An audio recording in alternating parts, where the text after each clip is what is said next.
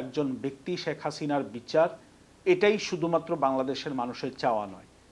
এই জুলাই আগস্টের হত্যাকাণ্ডের মধ্যে শেখ হাসিনার যারা দোষর আছেন একেবারে গ্রাম পর্যায়ে হলেও তাদের বিচার নিশ্চিত করাটাও বাংলাদেশের সাধারণ জনগণের দাবি। এই দাবির প্রেক্ষিতে ট্রাইব্যুনাল সহ বর্তমান বিচার বিভাগ যেই ধীর গতিতে পরিচালিত হচ্ছে, এটা আমাদেরকে খুব হতাশা করছে। এই ট্রাইব্যুনাল এখন বিভাগীয় পর্যায়ে প্রয়োজন। বিভাগীয় পর্যায়ে এই ট্রাইব্যুনালগুলোর কার্যক্রম একেবারে গ্রাম লেভেলে যারা এই সব হত্যাকাণ্ডের সাথে জড়িত ছিল, শুধুমাত্র কোনো দল করেছে তার জন্য অপরাধী সাব্যস্ত করে তাকে বিচারের কাঠগড়ায় নিয়ে আসা, আমরা এটার পক্ষে না। আমরা যারা এই অপরাধ করেছে, সে এই নির্দিষ্ট আওয়ামী লীগের লোক অথবা তার কোনো সহযোগী সংগঠনের লোক অথবা তাদের কোনো সমর্থক, যারা এই ফেসিবাদকে সমর্থন করেছে, হত্যাকাণ্ডকে সমর্থন করেছে, কোনো না কোনোভাবে সহযোগিতা করেছে অথবা নিজে সেটা ঘটিয়েছে, তাদেরকে যেভাবেই হোক চিহ্নিত করে কঠিনতর শাস্তির সম্মুখীন করতে হবে।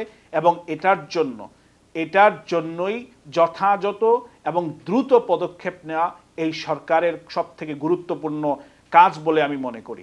এই সরকার আসার পরে অন্যতম একটি ব্যর্থতা হচ্ছে যারা এই জুলাই আগস্ট আন্দোলনে, গণ অভ্যুত্থানে, এই বিপ্লবের মধ্যে যারা আহত হয়েছেন, যারা নিহত হয়েছেন, তারা তো পার পেয়ে গেছেন, তারা এই জীবন মায়া ত্যাগ করে তারা চলে গেছেন, তারা পার পেয়ে গেছেন। কিন্তু যারা আহত হয়েছেন আমরা দেখেছি ঈদের দিনও বিভিন্ন জায়গায় তারা খুব প্রকাশ করেছেন যে তাদেরকে কেউ দেখতে পর্যন্ত যায়নি, তাদের ভালো একটি খাবারের ব্যবস্থা পর্যন্ত করা হয়নি।